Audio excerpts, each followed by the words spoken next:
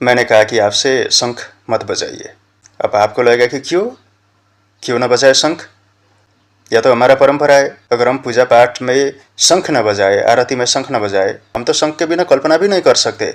हमारा धर्म में शंख के बिना भी हमारा धर्म पूरा होगा, ऐसा आपको भी लगा होगा जब मैंने कहा कि शंख मत बजाइए।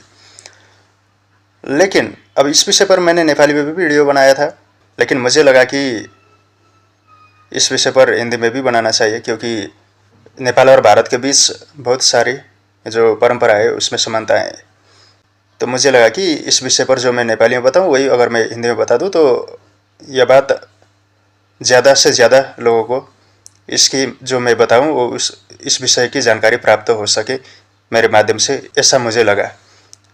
अब वैसे तो मेरे हिंदी में इतनी अच्छी नहीं है, हिंदी भाषा मेरा इतनी अच्छी नहीं है, फिर भी मैं प्रयास कर रहा हूँ और मैं आपको कहना चाहता हूँ कि अगर कुछ मिस्टेक हुआ लैंग्वेज में, भाषा में, हिंदी में, तो आप मुझे सुधार सकते हैं। कमेंट बॉक्स में कमेंट कीजिएगा, मुझे सिखाइए, ज़रूर मैं सीखूँगा। अब जो ये विषय है ना, आज का टॉपिक में मैं प्रवेश करना चाहूँगा, जो ये शंख। अब ये शंख क्या है? मैंने पहले ही कहा कि अगर मैं कहूँ कि शंख मत बजाइए तो आपको लगेगा कि यह तो हमारा परंपरा है, प्राचीन काल से प्रयोग होते आया है, तो इसके बिना तो हम धर्म को कल्पना भी नहीं कर सकते कि हम कैसे हिंदू जो शंख न बजाए तो क्या हम हिंदू भी नहीं होंगे? आपको भी ऐसा ही लगा होगा। मुझे भी पहले ऐसा ही लगता था कि शंख न बजाए तो क्या करें फिर, क्योंकि हिंदू धर्म में तो शंख बड़ी महत्वपूर्ण है। और जब मैं कहूँ कि शंख मत बजाइए तो आपको भी यही लगा होगा कि यह क्या बात कर रहे हैं, ऐसा भी कुछ होता है क्या? हिंदू धर्म में अगर शंख ना बजाए तो धर्म ही पूरा नहीं होगा, पूजा आराधना ही पूरा नहीं होगा, आरती भी पूरा नहीं होगा, ऐसा आपको भी लगेगा जब मैं कहूँ कि शंख मत बजाइए।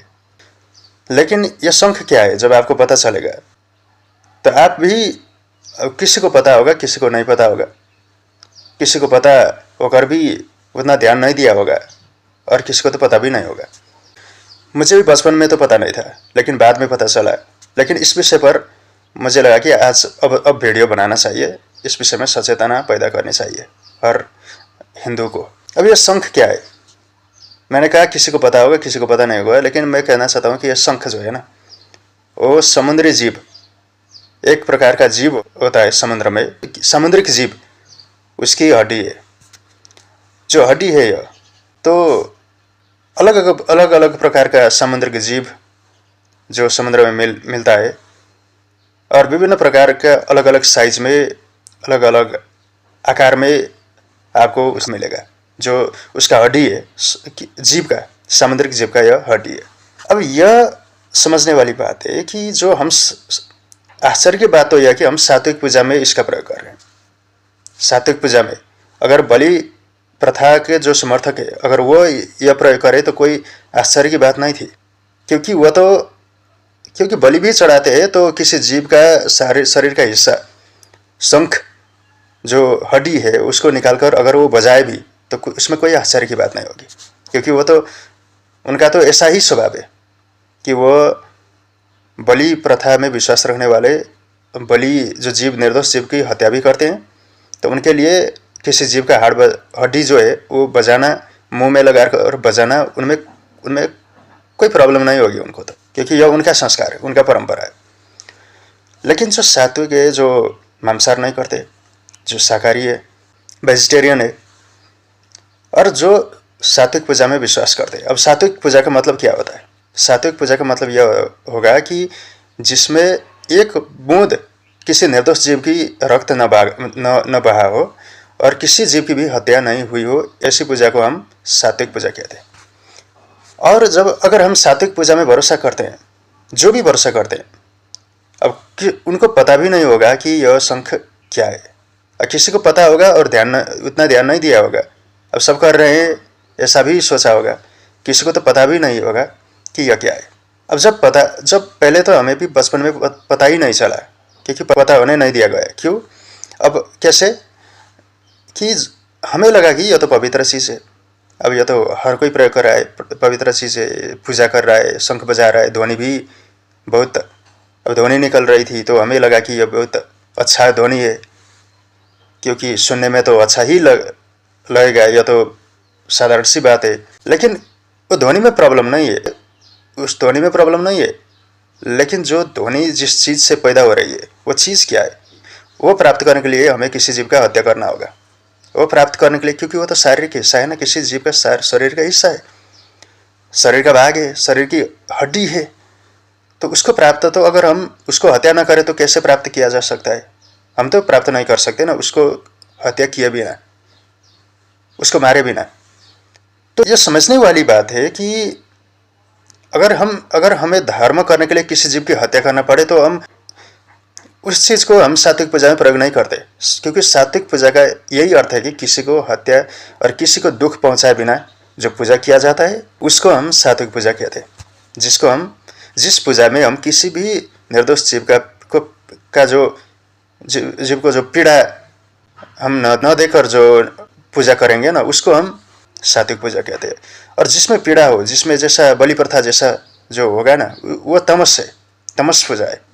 अब उसमें तो कोई आश्चर्य की बात ही नहीं कि अगर वो किसी हड्डी बजाकर मुंह में लगाकर हड्डी बजाकर अगर वो पूजा भी करे तो वो तो तमस में है, वो तो उनके लिए तो कोई आश्चर्य की बात ही नहीं है। लेकिन जो सात्विक पूजा में विश्वास करते हैं, जो मांसाहार नहीं है, जो शाकाहारी जीवन व्यतीत करते हैं, जो सात्विक पूजा में भरोसा करते हैं, उनके लिए ये प्रॉब्लम की बात है। हाँ, पहले जो पता नहीं चला तो शंख भी बजाया, क्योंकि पता ही नहीं था कि किसी जीव का हड्डी है, किसी जीव को मार के, किसी जीव का हत्या करके तभी वो चीज़ मिलेगा, शंख मिलेगा, ऐसा तो पता नहीं था। लेकिन जब पता चल ही गया है कि यह शंख किसी जीव, निर्दोष जीव का हड्डी है, तो हमें ऐसा चीज़ क्यों सात्विक पूजा में हम प्रयोग करेंगे? फिर भी हम सात्विक कहेंगे। हम सात्विक कहकर कैसे ऐसे निर्दोष जीव की हत्या से प्राप्त हुई चीज़ प्रयोग कर सकते हैं सात्विक पूजा कहकर? वो भी ऐसा तो नहीं हो सकता ना। तो मेरा मतलब यह है कि जो शाकाहारी है उनको बताना, जो मांसाहारी नहीं है, जो तमस पूजा में विश्वास नहीं करते, सात्विक है, उनको बताना कि यह क्या चीज़ है। तो लेकिन यह जो शंख है सात्विक पूजा में किसी ने घुसाया, सात्विक पूजा में प्रयोग करने लगे। किसने? जो बलि प्रथा में विश्वास करते थे उन्होंने ही सात्विक पूजा में यह शंख बजाने का चलन शुरू किया, घुसाया सात्विक पूजा में भी। पता चलने ही नहीं दिया कि यह क्या चीज़ थी। अब पहले तो कैसे पता चलता जाता? पहले तो क्योंकि कहाँ से आता, किस चीज़ से बनता, क्योंकि हमें क्या लगता था यह तो कुछ फैक्ट्री में बना होगा, किसी कल कारखाना में, किसी कारखाना में इसका निर्माण हुआ होगा, ऐसा हमें लगता था। लेकिन जब पता चला कि यह तो किसी निर्दोष जीव का हड्डी है, तो हम क्यों ऐसे यूज़ करें ऐसी चीज़ को सात्विक पूजा में, जो प्राप्त करने के लिए हमें किसी की हत्या करना पड़े। हाँ, ऐसा भी है कि जो समुद्री जीव है उसका जो हड्डी है, जो शंख है, प्राकृतिक मौत के बाद भी जो समुद्र के किनारे में हमें मिलता है, समुद्र के जो प्राकृतिक मौत के बाद भी कुछ शंख समुद्री किनार में भी हमें मिलेगा। लेकिन वो पर्याप्त तो नहीं होगा ना, क्योंकि हर घर में अगर हम इससे धर्म के लिए अगर हम शंख को प्रयोग करेंगे तो यह तो नेपाल और भारत में कितने हिंदू और कितने बुद्धिस्ट है, तो हर घर में अगर शंख की आवश्यकता हो, क्योंकि धर्म की बात है तो हर घर में चाहिए, और अगर हर घर में चाहिए तो पर्याप्त नहीं होगा। जो समुद्र के किनारे में जो मिलेगा शंख, प्राकृतिक रूप से जो जीव की मौत हुई हो उससे तो हमें पर्याप्त नहीं होगा।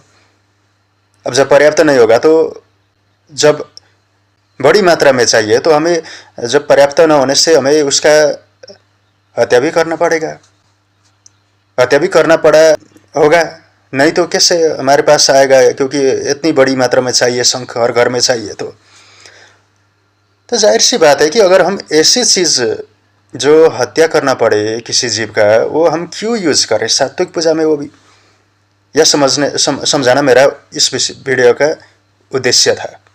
इसलिए मैं कहता हूँ कि यह जो तमस है ना, अब तमस कैसा है? यह तामसिक प्रथा है। यह सात्विक प्रथा में शंख का प्रयोग नहीं होता, यह तामसिक प्रथा है। पहले इसको हमें पता होना चाहिए, इसको हमें जानना चाहिए कि तामसिक प्रथा है। जैसे बलि प्रथा चलाने वाले लोगों ने एक निर्दोष जीव की हड्डी बजाने का चलन भी शुरू किया। वो कर सकते हैं, क्योंकि जो बलि प्रथा में जो बलि दे सकते हैं, किसी जीव का हत्या कर सकते हैं देवी को और देवी देवता को प्रसन्न करने के लिए, तो वो हड्डी भी बजा सकते हैं भगवान को प्रसन्न करने के लिए ऐसा कहकर वो ऐसा कर सकते हैं जो बलि प्रथा में विश्वास करते हैं। और भी इनके परंपरा है जो मृग शर्म की जो है ना, मृग शर्म, अब वो अगर वो भी ऐसा इस तरह का ही प्रथा है। वो सात्विक कैसे होगी? मृग शर्म जो हम पूजा में मृग शर्म का प्रयोग करते हैं सात्विक पूजा का कर, वो कैसे सात्विक होगा? जैसे शंख किसी के हाड़ बजाना, किसी की हड्डी बजाना तामसिक है, जैसे बलि प्रथा तामसिक है, वैसे ही कृष्ण वो भी तो तामसिक है। लेकिन फिर भी हमें ऐसा बताया गया कि यह सात्विक है, तो हमने मृग की जो मृग चर्म उसको भी हमने क्या समझ लिया? सात्विक है ऐसा समझकर हमने प्रयोग किया। और सात्विक तो हो ही नहीं सकता, वो तो पता होने वाली ही बात है, क्योंकि मृग चर्म तो स्पष्ट से पता चल जाता है। लेकिन फिर भी ऐसा प्रथा सात्विक में घुसाया गया। ऐसे अनेक कल्चर, ऐसे अनेक परंपराएं, तामसिक परंपराएं हमारे धर्म में घुसाया गया और उसको हम सात्विक कहकर अभ्यास करने लगे। और भी प्रथाएं, और भी परंपराएं ऐसे ही और भी है। पहले तो आपको पता चलना चाहिए कि जो आप कर रहे हैं वो क्या चीज़ है, जो यूज़ कर रहे हैं ना आप, हर चीज़ में पहले आप ध्यान दीजिए, सोचिए कि यह क्या चीज़ है, किस चीज़ से बनता है। यह सोचना आपका अधिकार भी है, और भगवान भी इसमें कोई गलत नहीं कहेंगे, क्योंकि जब आप भगवान को भी पता चल गया कि जो सात्विक पूजा कर रहा है, अगर यह इंसान किसी निर्दोष जीव का हत्या मैं करना नहीं चाहता हूँ, अगर ऐसा कहे तो इसमें कोई गलत बात नहीं, ये भगवान भी समझता है, कोई गलत नहीं कहेगा आपको। क्योंकि जब मैंने कहा ना, जब भगवान भी जानते हैं कि जो सात्विक पूजा में विश्वास करता है, या इंसान ने किसी निर्दोष जीव की हड्डी जो है ना, वो मैं बजाना नहीं चाहता हूँ, इसके बिना भी जो मैं पूजा करूँ, भगवान उस पूजा को भगवान स्वीकार करेंगे, ऐसा समझकर इसने पूजा किया है सात्विक पूजा। यह बात भगवान समझ जाएंगे, भगवान गलत नहीं कहेंगे। इसलिए मैं आपको कहता हूँ कि पहले आपको समझना चाहिए कि वो आप क्या चीज़ आप जो प्रयोग कर रहे हैं सात्विक पूजा में, वो क्या चीज़ है। हर बात पर आपको ध्यान देने की ज़रूरत है, क्योंकि अगर आपको धार्मिक होना है तो सोचना तो पड़ेगा ही, क्योंकि धर्म की बात है ना। अगर अधर्म होता तो सोचना ही नहीं पड़ता। अगर आप अधर्म करना चाहते हो तो उसमें क्या सोचना, लेकिन अगर आप धर्म कर रहे हैं तो उसमें सोचना जरूरी है, सोच विचार करना जरूरी है। अगर आप धर्म में भी सोच विचार नहीं करेंगे तो अनजान रूप से तो आपसे पाप ही होगा। जब आप उसके बारे में देखेंगे, विचार करेंगे, सोचेंगे, तो आपको पता चल जाएगा। तो जब आपको पता चल जाए तो क्या आप उस वैसे चीज़ को प्रयोग करेंगे क्या? अब ये बात कि नेपाली में भी मैंने वीडियो बनाया था, और उसमें भी कुछ कमेंट आया कि यह तो परंपरा से चलती आ रही है, जो शास्त्र में भी शंख का वर्णन है। अब मुझे भी पता है, शास्त्र में भी है शंख शास्त्र में है, वर्णन मिलता है। भगवान विष्णु के जो 4 हाथ है उसमें शंख, चक्र, गदा, पद्म आपको देखने को मिलेगा, शंख मिलेगा वहाँ। और भगवान देवी देवताओं के पास शंख है, ये मुझे भी पता है। और महाभारत में जो भगवान कृष्ण है, क्या प्रसंग आएगा भगवद गीता में पहले ही अध्याय में आएगा कि कृष्ण ने क्या शंख, जो पांचजन्य नामक शंख बजाया युद्ध से पहले, वो शंख ही था। अर्जुन ने देवदत्त नामक शंख बजाया, युधिष्ठिर ने अनंत विजय नामक शंख बजाया, सुगोसर मणिपुष्पक नाम का शंख नकुल और सहदेव ने बजाया। इस तरह से वर्णन मिलता है। लेकिन अब आपको यह समझने वाली बात है कि आपको यह समझना चाहिए कि होगा भगवान के पास तो बहुत कुछ होगा। जैसे महादेव के पास क्या होगा? गांजा और भांग भी होगा। महादेव के पास क्या आपको देखने को मिलेगा? गांजा और भांग भी देखने को मिलेगा। आपके लिए तो नहीं है ना। अब भगवान विष्णु के हाथ में 4 हाथ में क्या है? शंख, चक्र, गदा, पद्म। अब या तो आपको सब कुछ प्रयोग करना पड़ेगा, सब प्रयोग करना पड़ेगा। भगवान के जो हाथ में, आपके पास चक्र है, मैं कहना चाहता हूँ सुदर्शन चक्र है, नहीं है। जब आपको सुदर्शन चक्र की जरूरत नहीं पड़ रही है, भगवान विष्णु के हाथ में गदा भी है, पद्म भी है, क्या वो आपको ज़रूरत पड़ रही है धार्मिक होने के लिए? नहीं। जब आपको गदा, पद्म, चक्र कुछ भी ज़रूरत नहीं पड़ रही है धार्मिक होने के लिए, तो आपको संघ ही क्यों ज़रूरत पड़ी धार्मिक होने के लिए? मेरा ये प्रश्न, मेरा ये सवाल है आपको। भगवान के पास तो बहुत कुछ हो सकता है, वो तो भगवान के पास होना चाहिए। हो सकता है कि उनका प्रयोग हो, उनके खुद के प्रयोग के लिए कुछ ज़रूरी पड़ा होगा, उनको पता होगा ना कुछ क्या किस लिए वो प्रयोग कर रहे हैं। जैसे सुदर्शन चक्र किस लिए उनको पता है, वैसे ही शंख भी उनके हाथ में है तो उनको पता होगा, उन्होंने प्रयोग किया होगा। अब भगवान कृष्ण ने आकर महाभारत में शंख बजाया, इसका मतलब यह नहीं था कि भगवान कृष्ण आपको शंख बजाने के लिए सिखाने के लिए धरती पर आए। क्या कृष्ण आपके लिए शंख बजाने का जो तरीका है ना वो सिखाने के लिए आए थे क्या? क्या महाभारत में शंख बजाने की प्रक्रिया सिखाए गए थे? नहीं ना, वो तो नहीं है। अब वहाँ पर शंख बजाना की जो परंपरा किसी ने चलाया था, भगवान कृष्ण ने आकर उस वक्त सब कुछ किए। भगवान कृष्ण ने और भी बहुत सारे काम किए जो संसार में चल रहा था, तो वो भी किया। लेकिन इसलिए नहीं कि शंख बजाना अत्यंत जरूरी है धार्मिक होने के लिए, इसलिए नहीं शंख बजाया है कृष्ण ने। इसलिए कृष्ण ने क्या किया, वो तो संसार में आकर जो चल रहा था, जो जैसी आवश्यकता पड़ी उस वक्त के लिए वो करेंगे ही, बहुत कुछ करेंगे। सिर्फ शंख बजाना नहीं, कि बहुत कुछ उन्होंने किया, उसमें से एक शंख बजाना भी पड़ गया। अब जब सब बजा रहे हैं तो जैसे हम कहते हैं ना, जिसके देश में वैसा होना पड़ेगा, हाँ? हम जहाँ गए वैसा ही रूप लेना पड़ेगा कुछ तो। इसलिए कृष्ण तो बहुत कुछ किया महाभारत में, लेकिन सबको हम अगर नकल करेंगे तो हमें तो गलती होगा ना, क्योंकि कृष्ण जो करते हैं ना, इसी को तो लीला कहते हैं ना। जो बाहर दिखता है कृष्ण सब कुछ वो तो है नहीं। जैसे आपको भी पता होगा कि महाभारत में जब आप देखेंगे तो अंत में, महाभारत का जब अंत हुआ, युद्ध का अंत हुआ, तो उसके बाद अर्जुन और पांडव का विजय हुआ, पांडवों का। तो अर्जुन को क्या हुआ, अभिमान हुआ था कि मैंने युद्ध किया इसलिए विजय प्राप्त हुई। कृष्ण ने तो कुछ किया ही नहीं था, सिर्फ खड़े हुए थे युद्ध में। क्या किया कृष्ण ने? मैंने शस्त्र चलाया था, ऐसा अभिमान आया। और कृष्ण ने उस अभिमान को अंत करने के लिए क्या किया, जब उन्होंने अर्जुन को और पांडवों को लेकर कहाँ पर गए, बार्बरिक के पास, जिसका कटा हुआ सर कृष्ण ने कहाँ पर रखे थे, एक पहाड़ में रखे थे ना।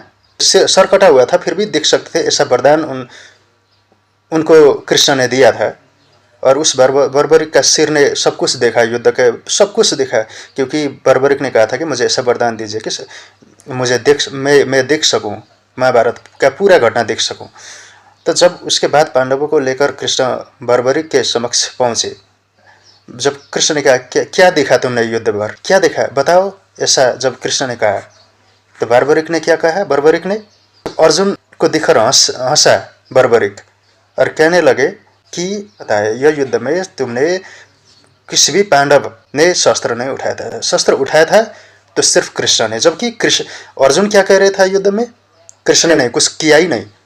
जबकि बर्बरिक ने सच देखा था, सच यह था कि पांडवों ने तो कुछ किया ही नहीं था, सिर्फ सम्मोहित होकर युद्ध में बैठे ही थे।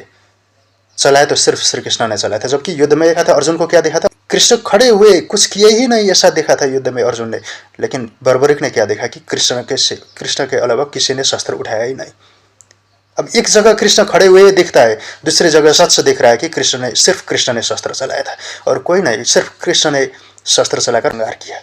पांडव ने एक देखा था युद्ध में क्या हो रहा था, लेकिन बर्बरिक ने दूसरा देखा युद्ध में क्या हो रहा था।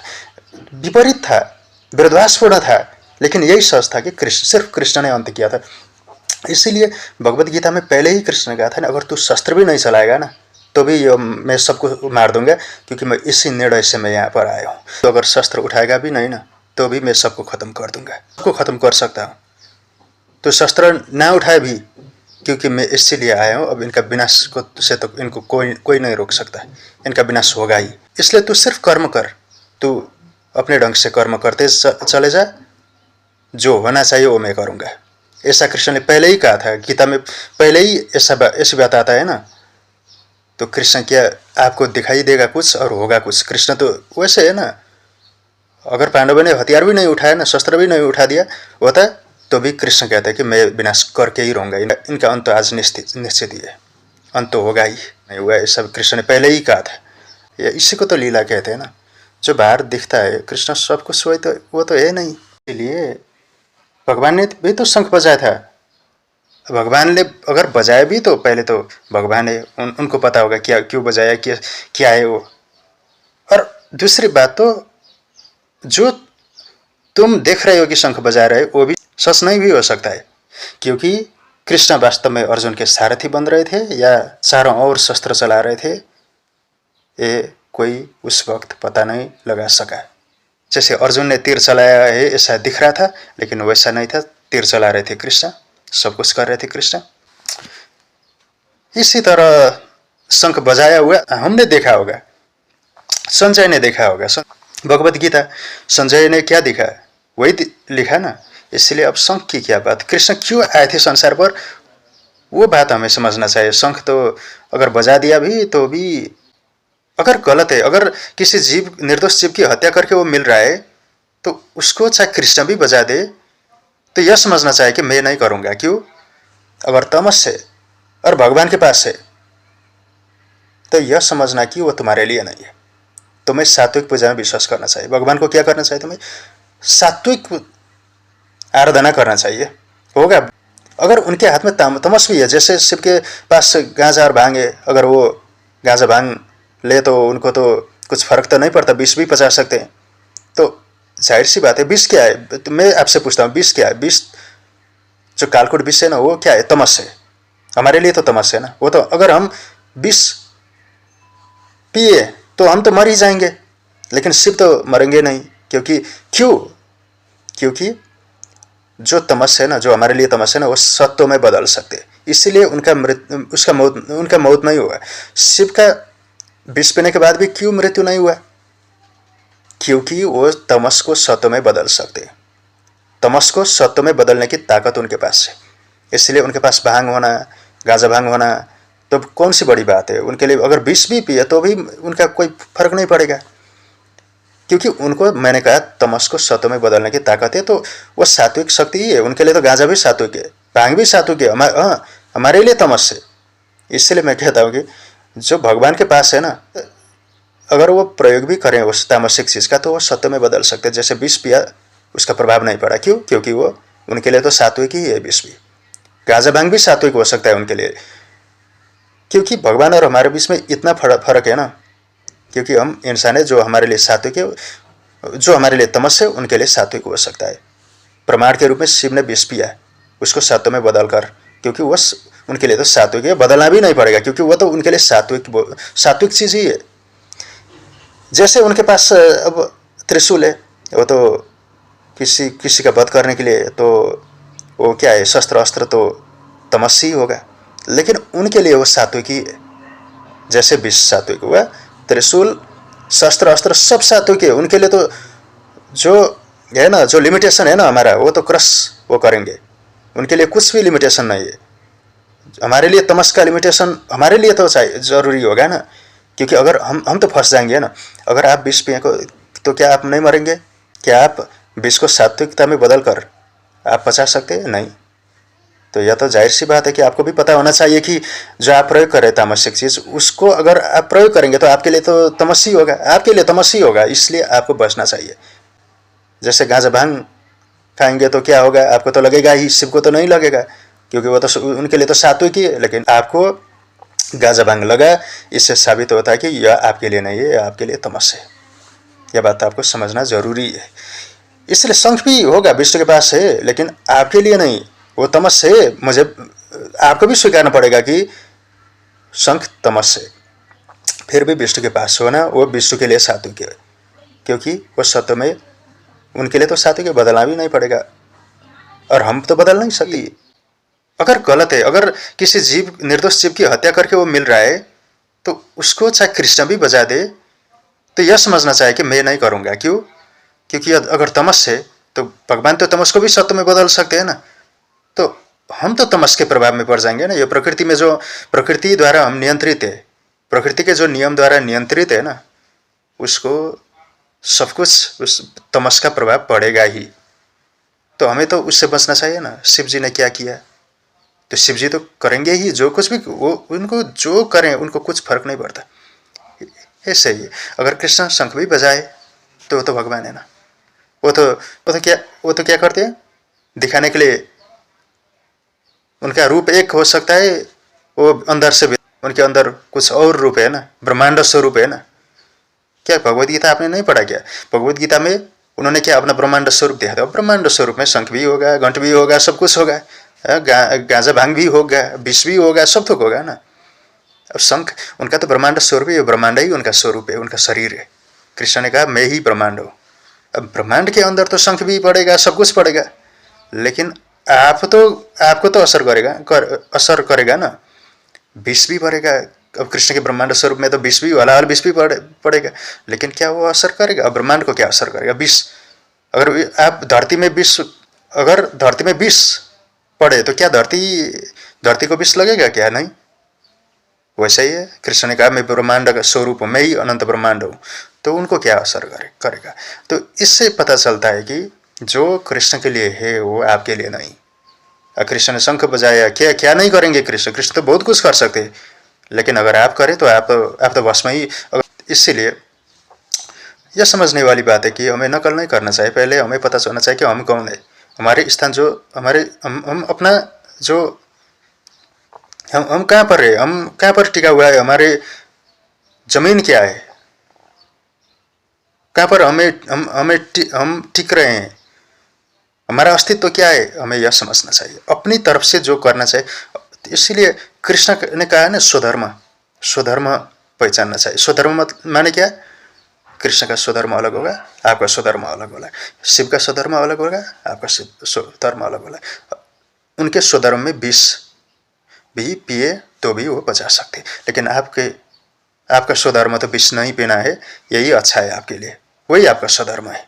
ये पहले ये पता होना चाहिए। धर्म क्या कहता है समझना चाहिए, सोच विचार करो। तो इसलिए यह बात आपको समझना चाहिए कि धर्म है ना, इसलिए समझना चाहिए। अधर्म है तो समझना ही जरूरी नहीं है, धर्म है तो आपके लिए धर्म जरूरी है, तो आपको समझना भी चाहिए कि यह क्या चीज़ है। पहले समझना चाहिए, कुछ भी हो आप कर रहे हैं धर्म में, आपको समझना चाहिए या यह तमस से पहले बात यह समझिए, क्योंकि आपको तमस से अलग करना ही धर्म का उद्देश्य है। धर्म का उद्देश्य ही आपको तमस से बचाना है, क्योंकि तमस का जो प्रभाव है ना, उससे आपको दूर करने के लिए धर्म पैदा हुआ है। अगर आप तमस ही धर्म के नाम पर करने लगेंगे तो आप तमस के जाल में फंस जाएंगे। विष पियेंगे तो शिव ने विष पिया, हम भी तो पियेंगे, अगर ऐसा आप कहेंगे तो मर ही जाएंगे। शिव के पास भी तो गांजा है, तो हम भी गांजा भांग घर में ही रखेंगे, तो अगर ऐसा आप कहेंगे तो आप तो फंस ही जाएंगे। वैसे ही शंख विश्व के हाथ में होगा, लेकिन आपके लिए नहीं। आपको यह समझना चाहिए कि जो भगवान के पास है वो आपके लिए नहीं। और मैं आपसे कहना चाहता हूँ कि जो ये शंख है, जो ये आपके लिए प्रयोग करने की ज़रूरत नहीं है, भगवान के पास है। मैंने सब कुछ कहा अभी, लेकिन आपके लिए ज़रूरी नहीं है। और भी चीज़ है ना, जैसे वैसे तो आप घंटी भी बजा रहे हैं मंदिर में, उसमें कोई प्रॉब्लम नहीं है, क्योंकि वह तो किसी जीव का नहीं है ना, वो तो अलग चीज़ है ना, इसलिए वो उसमें कोई प्रॉब्लम नहीं है। जैसे आप भजन कर सकते हैं, कीर्तन कर सकते हैं, वेद मंत्रों के द्वारा उच्चारण से आप भगवान को खुश कर सकते हैं, लेकिन जो किसी जीव की हत्या होना पड़े जिस चीज़ के लिए, वो चीज़ आपके लिए नहीं।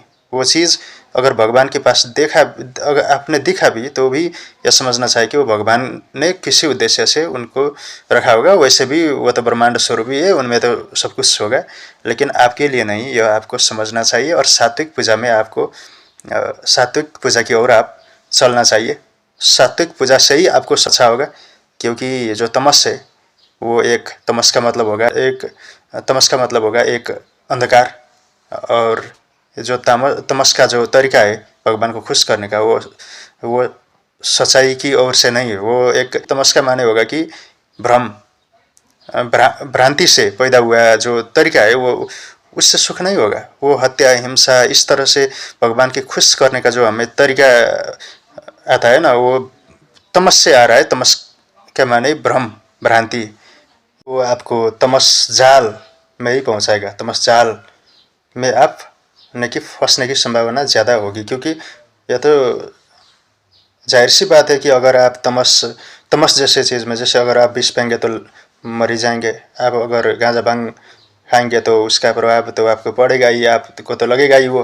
वैसे ही अगर तमस के द्वारा आप धर्म करने लगेंगे तो विष पी के अगर आप जीवन की अपेक्षा करेंगे तो आप तो मरेंगे ही। हाँ, शिव नहीं मरेंगे, शिव का कोई कुछ नहीं होगा। ये पता है, शास्त्र में शिव ने लिखा है कि शास्त्र में लिखा है कि शिव ने विष पिया, लेकिन उनको तो कुछ फर्क नहीं पड़ता, लेकिन आपको तो पड़ेगा। ऐसे ही तमस का प्रभाव आपको पड़ेगा, यह आपको ख्याल करने की ज़रूरत है। इसलिए हमें सात्विक पूजा की ओर चलना चाहिए। आपका क्या ख्याल है, कृपया कमेंट कीजिए और आपकी धारणा भी रखिए।